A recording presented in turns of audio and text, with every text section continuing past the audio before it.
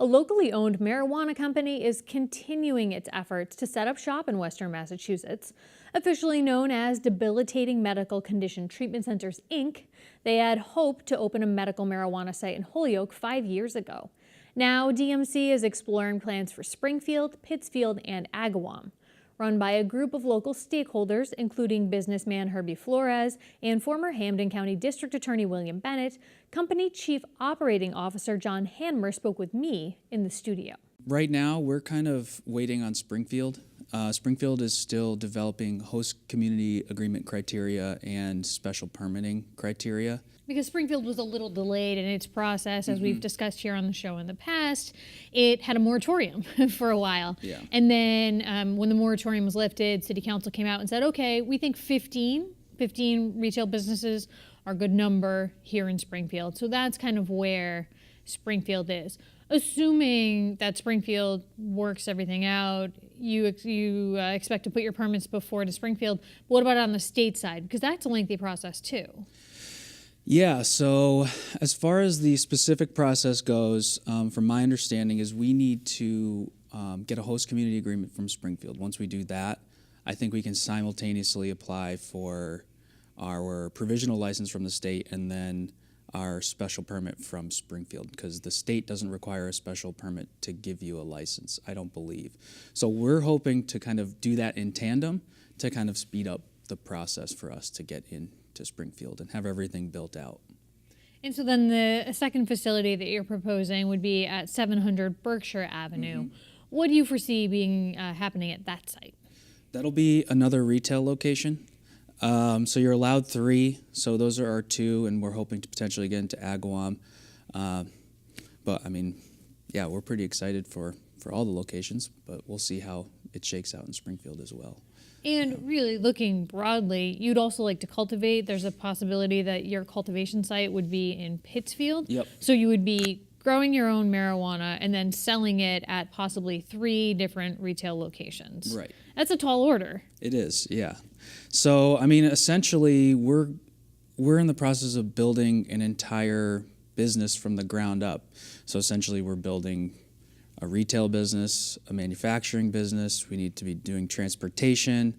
We need to be doing processing and packaging and cultivation. So it's a large endeavor, and there's just a lot of juggling that needs to happen. So you need to deal with all the laws from the state. You have to deal with all the laws from Springfield. You have to build a team.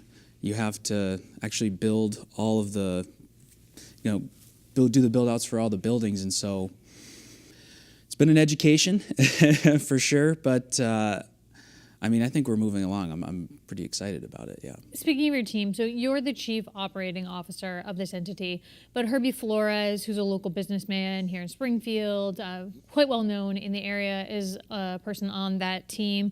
So is the former Hampden County District Attorney, William Bennett. And then in terms of direct connection to the marijuana industry, Grant Gulich, right? Yeah, Grant Gulich. Gulich, thank you. Yeah, no he worked in Washington, which legalized marijuana quite some time ago.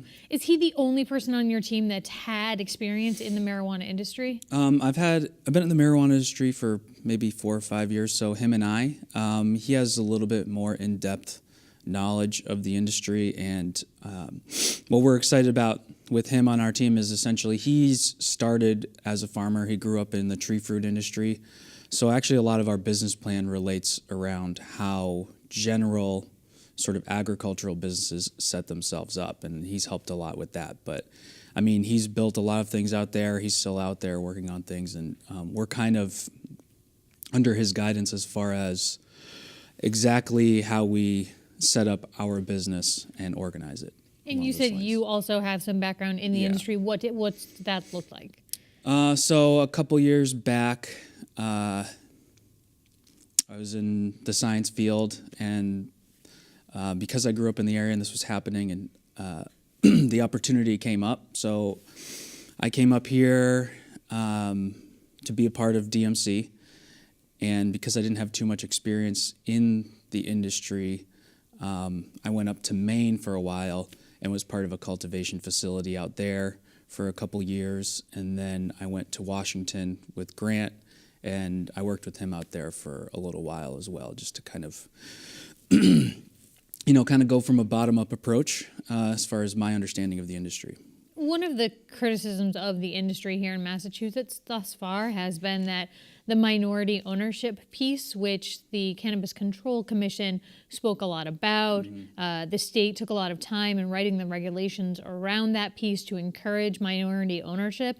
There's been criticism that there haven't been a lot of minority owners in the industry thus far, and there is some on your team with Mr. Flores and maybe some others.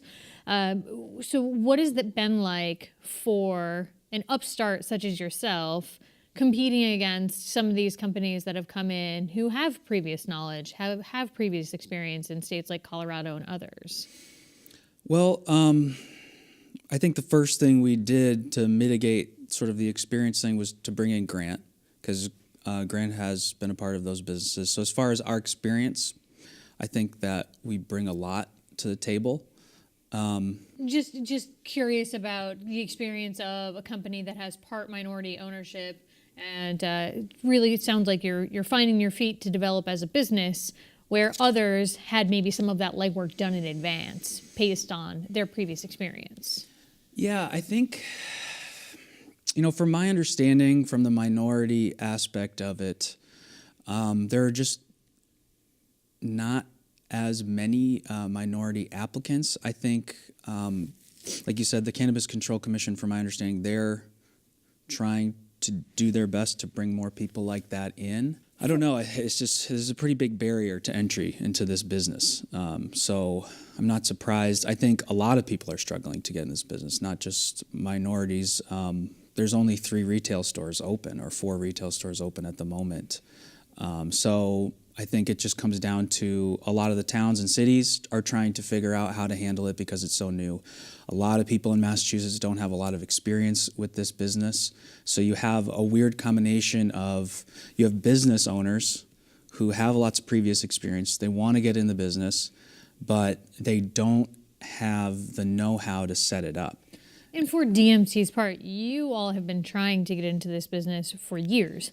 In 2014, you were looking at getting into the medical marijuana side in Holyoke, and that ultimately fell through. Yeah. So are you even confident that you can make a go of it this time around? I guess we have a lot more assets in hand as far as what we have in Springfield and what we have in Pittsfield. We brought in Grant. Grant was not a part of what we were doing earlier then. So his knowledge has helped us organize in such a way that we feel confident that we're going to be able to put everything through. Just one more quick question regarding Agawam. You have a host community agreement with Agawam in place right now. What's the status of that proposal? The status of that is we have a provisional medical license in Agawam, and I believe that is going to be one of the first places that we build out. Just because it's there and available for us. So we're excited to get that going. One of the things that we're working on now to kind of get everything started is bringing in financing. It's a huge capital expenditure, and like you said, we've been at this for 4 years. So now that we have our assets, our growing assets in Pittsfield, we have our retail stores here in Springfield identified and leased. Now it's just a matter of, getting the capital to put it all through. And I think the states go ahead. And the states go ahead, of course, yeah.